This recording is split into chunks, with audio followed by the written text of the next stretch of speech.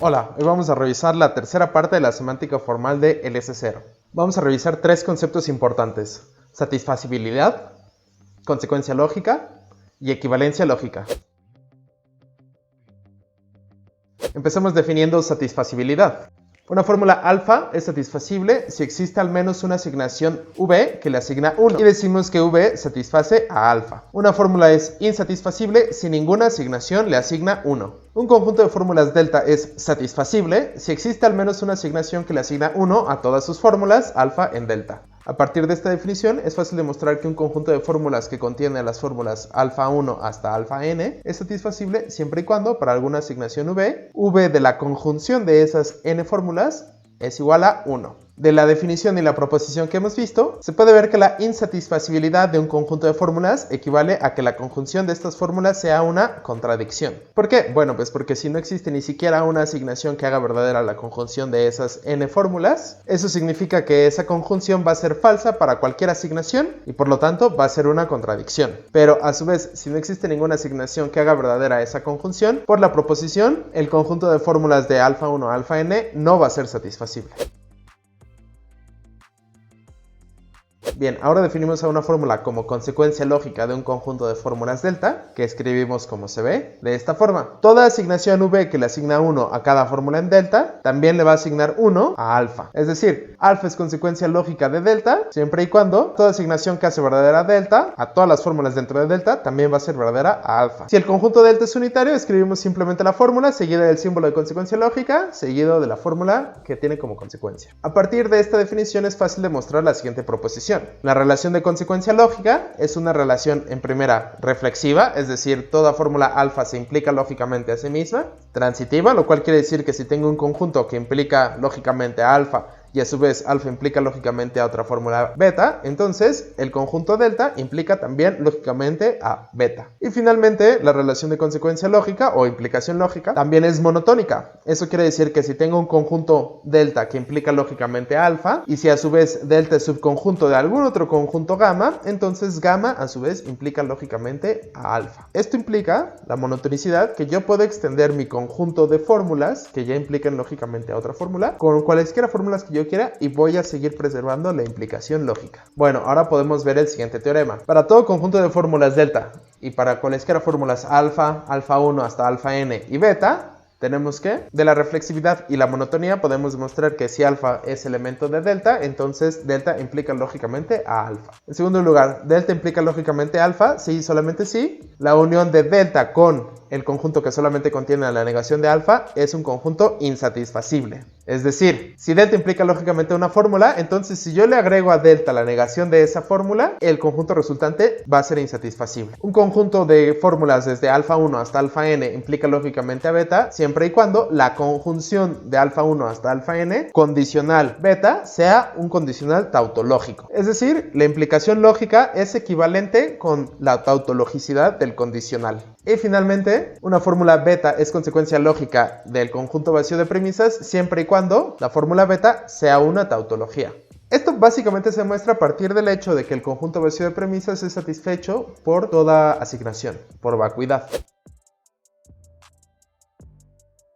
Ahora definamos a los argumentos válidos. En primera definimos a un argumento como un par de un conjunto delta y una fórmula alfa, donde delta es el conjunto, que puede ser posiblemente vacío, de fórmulas, que vamos a llamar las premisas del argumento, y alfa es una fórmula que vamos a llamar la conclusión del argumento. Decimos de un argumento delta alfa que es válido siempre y cuando delta implica lógicamente alfa. De otra forma, el argumento es inválido. Bueno, a partir de las definiciones y consecuencias anteriores, podemos justificar usar los siguientes dos métodos para demostrar que un argumento es inválido. El primero con el que empezamos es el método del condicional asociado. Este nos dice que dado un argumento A con premisas P1 a Pn y una conclusión C, su condicional asociado está dado por el condicional cuyo antecedente es la conjunción de las premisas y cuyo consecuente es su conclusión, es decir, P1 y etcétera, etcétera. Y PN, condicional, conclusión. Bien, el argumento A es válido siempre y cuando su condicional asociado sea una tautología y es inválido de cualquier otra forma. Esto básicamente se justifica a partir del hecho que ya vimos de que un conjunto de fórmulas implica lógicamente a otra fórmula siempre y cuando el condicional que tenga como antecedente la conjunción de las fórmulas en delta y como consecuente a la fórmula alfa sea un condicional tautológico. Bien, si el condicional tiene pocos átomos distintos, siempre podemos hacerle su tabla de verdad para comprobar su tautologicidad. Este es el método del condicional asociado. El siguiente método es el método de asignaciones. Dado un argumento, suponemos que existe alguna asignación V que le asigna 1 a cada una de sus premisas, pero 0 a su conclusión. Es decir, vamos a intentar construir una asignación que haga verdaderas a todas las premisas, pero falsa a la conclusión. Si esta asignación existe, entonces el argumento es inválido. Si no existe, el argumento es válido. Para intentar mostrar que no existe, suponemos para reductio que sí existe e intentamos llegar a una contradicción, ya sea al asignarle dos valores distintos a la misma fórmula o al asignarle un valor a una fórmula molecular que contradiga la definición de las asignaciones a las constantes lógicas. Por ejemplo, consideremos el argumento A que tiene como premisas a la fórmula si P entonces Q, a la fórmula P y como conclusión a la fórmula Q. Suponemos que hay alguna asignación V tal que V de si P entonces Q va a ser igual a V de P, que es 1, y V de Q va a ser 0. Esto por supuesto es premisas verdaderas o premisas 1 y conclusión 0. Como V es igual a 0 y V de si P entonces Q es igual a 1, la definición de la asignación para el condicional nos obliga a que V de P sea igual a 0. Pero ya habíamos dicho que V de P es igual a 1 y con esta contradicción demostramos por reducción que no existe tal V, lo que implica, como habíamos visto antes, que el argumento es válido.